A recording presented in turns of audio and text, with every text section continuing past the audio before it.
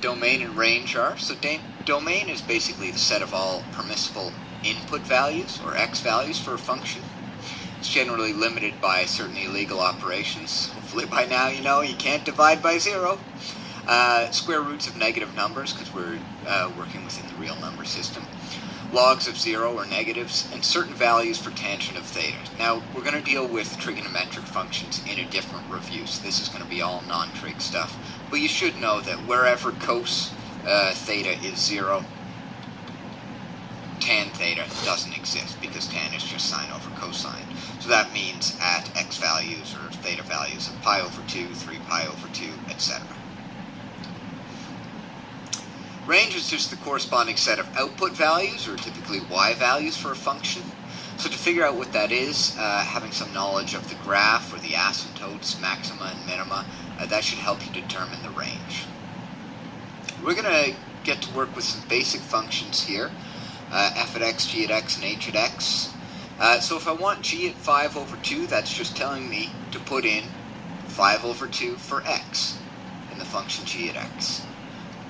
So 4 to the power of 5 over 2, we should know that that means the square root of 4, all to the power of 5. So 2 to the power of 5 would be 32. Let's write that a little nicer.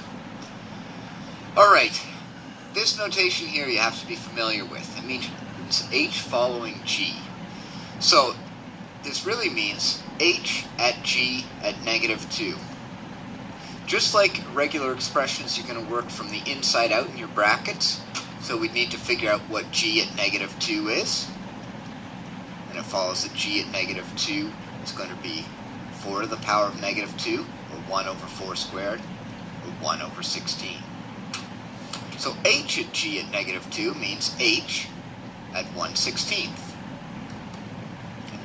H is x squared minus 1, so we'll be looking here at 1/16 squared minus 1. So 1/16 all squared minus 1, which would be the same as 1 over 256, and 1 is 256 over 256, so negative 255 over 256.